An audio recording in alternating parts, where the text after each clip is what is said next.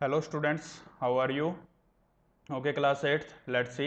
हमारा चैप्टर चल रहा था कौन सा? 5th चैप्टर था, कोल एंड पेट्रोलियम। हमने अच्छे से सारे के सारे चैप्टर के बारे में हमने अच्छे से क्या कर लिया, डिस्कशन कर लिया था। ठीक है, चैप्टर के कीवर्ड्स वगैरह हमने सब कुछ कंप्लीट कर लिया था। आज अपने क्वेश्चंस और आंसर्स के बारे में अपने क्या करते हैं, डिस्कशन करते हैं, अपनी एक्सरसाइज कंप्लीट करते हैं और फिर इसके बाद में आपको वर्क सबमिट करना है, as soon as possible work submit करना है। कुछ स्टूडेंट्स का लास्ट चैप्टर यानी कि 4th चैप्टर अभी तक सबमिट नहीं है, तो जल्दी से जल्दी वो चैप्टर को क्या हो जाना चाहिए, सबमिट हो जाना चाहिए। Okay student, let's see. अपने स्टार्टिंग करते हैं किसके बारे में, फर्स्ट क्वेश्चन से अपने स्टार्ट करते हैं। तो देखो, what are the advantage of using CNG and LPG as fuel. कि सीएनजी और एलपीजी को यूज करने में, एज ए फ्यूल यूज करने में क्या क्या एडवांटेज क्या क्या हैं, चलो देखते हैं। जो सीएनजी वगैरह होते हैं, ठीक है, सीएनजी हो गया या एलपीजी हो गया, एक तो ये इको फ्रेंडली होते हैं। ठीक है, कैसे होते हैं? इको फ्रेंडली होते हैं, लेस स्मोक। ठीक है, यानी कि इनसे मतलब स्मोक वगैरह, धुआं वगैरह या फिर पॉइजनस गैसेज वगैरह प्रोड्यूस नहीं होती, जिसकी वजह से इससे क्या क्या होता है, काफ़ी ज़्यादा प्रॉफिट वगैरह होता है। ओके स्टूडेंट्स, इतना समझ में आया होगा आप सभी को? ओके, तो अब देखो, ये तो हमारा फर्स्ट हुआ। ठीक है, सेकंड देखो, इसके अंदर सेकंड प्रॉफिट क्या है। एक तो ये इजीली क्या हो जाते हैं, स्टोर कर लिए जाते हैं। ये वाली गैसेज जो होती है इजीली स्टोर हो जाती है। जैसे आपने देखा होगा कुछ सिलेंडर्स वगैरह के अंदर अपने स्टोर करके इजीली इनको अपने क्या कर सकते हैं, ट्रांसपोर्ट कर सकते हैं, एक जगह से दूसरी जगह ले जाना ईजी होता है। ठीक है, थर्ड थिंग, इसके लिए आज के टाइम के अंदर मेट्रो सिटीज के अंदर पाइपलाइंस बिछा दी गई है, तो उनके अंदर ट्रांसफर भी अपने क्या कर सकते हैं, इनको किया जा सकता है। तो इसके अंदर भी क्या होते हैं, काफ़ी ज़्यादा प्रॉफिटेबल होता है। ओके स्टूडेंट, इतना समझ में आया आप सभी को? अब देखना, ये तो हुए किसके एडवांटेज हुए, सीएनजी और किसके, एलपीजी के। सीएनजी देखो, एक तो नेचुरल गैस है। ठीक है, किसी भी टाइप का इसके अंदर मतलब कोई भी इफेक्ट वगैरह नहीं पड़ता। एलपीजी वगैरह लेस स्मोक वगैरह होती है। ठीक है, इको फ्रेंडली होती है। अब बात करते हैं अपने सेकंड क्वेश्चन की। Name the petroleum product used for surfacing the road. Road बनाने के लिए कौन सा पेट्रोलियम प्रोडक्ट यूज किया जाता है? तो मैंने आपको बार बार रिपीट किया था, कौन सा प्रोडक्ट यूज किया जाता है, बिटुमेन। कौन सा प्रोडक्ट यूज किया जाता है, बिटुमन प्रोडक्ट यूज किया जाता है। ओके स्टूडेंट्स, ठीक है, third question. Describe how coal is formed, कि कोल कैसे बनता है और उसकी प्रोसेस क्या है बनाने की, तो उसके बारे में अपने क्या करते हैं, बात करते हैं। ठीक है, तो देखो, कोल कैसे बनता है। कोल आपको मैंने बताया था, जब क्या होता है, यानी कि जो ऑर्गेनिजम्स वगैरह थे, यानी कि एंशियंट टाइम के अंदर जो ऑर्गेनिज्म वगैरह थे, उनके डेड, जो डिकेड जो बॉडीज थी, डेड बॉडीज थी, वो जो डेड बॉडीज धीरे धीरे क्या होने लग गई, डिकम्पोज होने लग गई। ठीक है, धीरे धीरे क्या होनी शुरू हो गई, डिकम्पोज होनी शुरू हो गई, और वो डिकम्पोज होकर किसके अंदर कन्वर्ट हो गए, यानी कि डेड ऑर्गेनिजम्स के अंदर क्या हो गए, कन्वर्ट हो गए।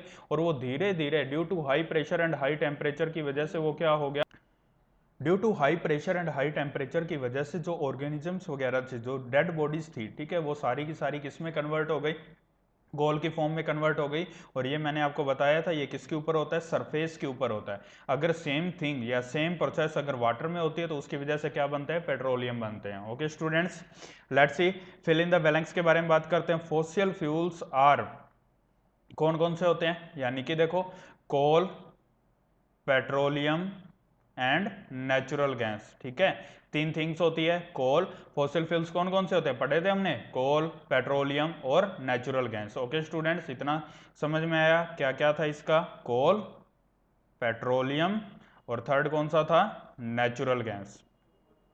Okay, process of separation of different constituents from petroleum. Petroleum से अलग अलग जो प्रोडक्ट्स बनाए जाते हैं, किसके थ्रू बनाए जाते हैं, रिफाइनिंग के थ्रू बनाए जाते हैं। किसके थ्रू बनाए जाते हैं, रिफाइनिंग के through. Least polluting fuel for vehicle is, यानी कि सबसे लेस पोल्यूट करने वाला व्हीकल के लिए कौन सा होता है, तो सीएनजी, कंप्रेस्ड नेचुरल गैस। कौन सी गैस होती है, compressed natural gas. Okay students, चलो अब अपने टिक द करेक्ट आंसर के बारे में बात कर लेते हैं।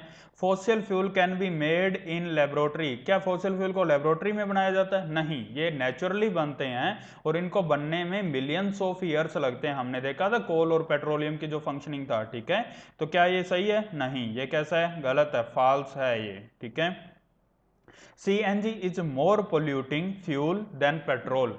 क्या सीएनजी ज्यादा पोल्यूट करता है, नहीं, सीएनजी नेचुरल गैस है और वो बहुत ज्यादा कम पोल्यूशन करती है, इको फ्रेंडली है, तो ये भी क्या है, गलत, false. Coke is almost pure form of carbon, सही है, कार्बन की प्योर फॉर्म क्या थी, कोक थी, हमने रीड किया था। ठीक है, तो इसका क्या आएगा, टी यानी कि बिल्कुल राइट है, ठीक है। Coal tar is mixture of various substances, सही है, कोल टार के अंदर काफी टाइप के सब्सटेंसेज मिक्स होते हैं, हाँ जी सही है, ठीक है, ट्रू है। Kerosene is not a fossil fuel, नहीं, कैरोसिन फॉसिल फ्यूल होता है, क्यों? क्योंकि कैरोसिन भी किससे बनाया जाता है? पेट्रोलियम वगैरह से बनाया जाता है, और इसको एक बार बर्न करने के बाद अपने इसको दोबारा रिन्यू नहीं कर सकते, तो ये कौन सा होगा? यानी कि कैरोसिन कैसा है? फॉसिल फ्यूल नहीं है, ठीक है, यानी कि फॉसिल फ्यूल होता है। ओके स्टूडेंट, तो नेक्स्ट क्वेश्चन देखो, explain why fossil fuels are exhaustible natural resources, यानी कि ये वाले जो रिसोर्सेज हैं एक्सहॉस्टेबल नेचुरल रिसोर्सेज कैसे होते हैं? तो समझना बेटा इसका क्वेश्चन, यानी कि एक्सहॉस्टेबल नेचुरल रिसोर्सेज क्यों? क्योंकि फॉसिल फ्यूल्स क्या होते हैं, यानी कि ये नॉन रिन्यूएबल होते हैं। कैसे होते हैं ये?